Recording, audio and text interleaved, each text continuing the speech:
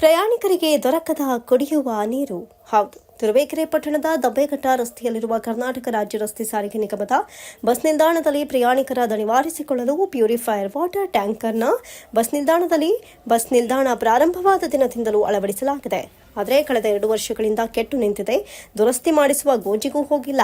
ಬಾಯಾರಿ ಬರುವ ಪ್ರಯಾಣಿಕರಿಗೆ ನೀರು ಸಿಗದೆ ಬಸ್ ನಿಲ್ದಾಣದಲ್ಲಿ ಇರುವ ಹೋಟೆಲ್ಗೆ ಹೋಗಿ ಹೋಟೆಲ್ ಮಾಲೀಕನಿಂದ ಬೈಗುಳವನ್ನು ಕೇಳಿ ನೀರು ಕುಡಿಯುವ ಪರಿಸ್ಥಿತಿ ಉಂಟಾಗಿದೆ. ಸದರಿ ಹೋಟೆಲ್ಗೂ ಸಹ ಹೊರಗಿನಿಂದ ಟ್ಯಾಂಕರ್ ಮೂಲಕ ನೀರು ತರಿಸಿಕೊಳ್ತಿದ್ದಾರೆ. ಬಸ್ ನಿಲ್ದಾಣದಲ್ಲಿ ಹೊಂದಿಕೊಂಡಂತೆ ಇರುವ ಶೌಚಾಲಯಕ್ಕೂ ಸಹ ಹೊರಗಿನಿಂದಲೇ ಟ್ಯಾಂಕರ್ ನೀರು ತರಬೇಕಾಗಿದೆ. ಈ ವಿಚಾರವಾಗಿ ಮಾಧ್ಯಮದೊಂದಿಗೆ ಪ್ರಗತಿಪರ ಹೋರಾಟಗಾರ ಟಿಎಚ್ ಸತೀಶ್ ಮಾತನಾಡಿ, ವರ್ಷಾನುಗಟ್ಟಲೆ ಆದರೂ ರಿಪೇರಿ ಮಾಡಿಸುವಂತಹ ಆಲೋಚನೆಯನ್ನ ಇಲ್ಲಿ ಅಧಿಕಾರಿಗಳು ಮಾಡಿಲ್ಲ.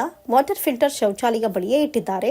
ನೀರು ಕುಡಿಯುವ ಪ್ರಯಾಣಿಕರು ಮೂಗು ಮುಚ್ಚಿಕೊಂಡು ಕುಡಿಬೇಕಾದಂತಹ ಅನಿವಾರ್ಯವೂ ಎದುರಾಗಿದೆ. ಶೌಚಾಲಯದಿಂದ ದುರ್ವಾಸನೆ ಹರಡುತ್ತೆ ಮತ್ತು ಶೌಚಾಲಯಕ್ಕೆ ಹೋಗಿ ಬಂದ ಪ್ರಯಾಣಿಕರು ಈ ವಾಟರ್ ಫಿಲ್ಟರ್ನಲ್ಲಿ ಕೈ ತೊಳೆದುಕೊಳ್ತಾರೆ.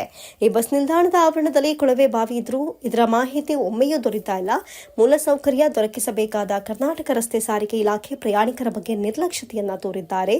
ಸಂಬಂಧಪಟ್ಟ ಅಧಿಕಾರಿಗಳು ಕೂಡಲೇ ಗಮನ ಹರಿಸಿ ವಾಟರ್ ಫಿಲ್ಟರ್ ಅನ್ನು ಸರಿಯಾದ ಜಾಗಕ್ಕೆ ಸ್ಥಳಾಂತರಿಸಿ ಪ್ರಯಾಣಿಕರಿಗೆ ಕುಡಿಯುವ ನೀರು ದೊರೆಯುವಂತೆ ಮಾಡಬೇಕು ಅಂತ ಒತ್ತಾಯಿಸಿದ್ದಾರೆ.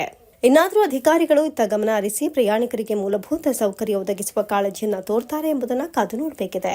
ಸುರೇಶ್ ಬಾಬು ಎಂ, ಮಾತೃ ಟಿವಿ, ತುರುವೇಕೆರೆ.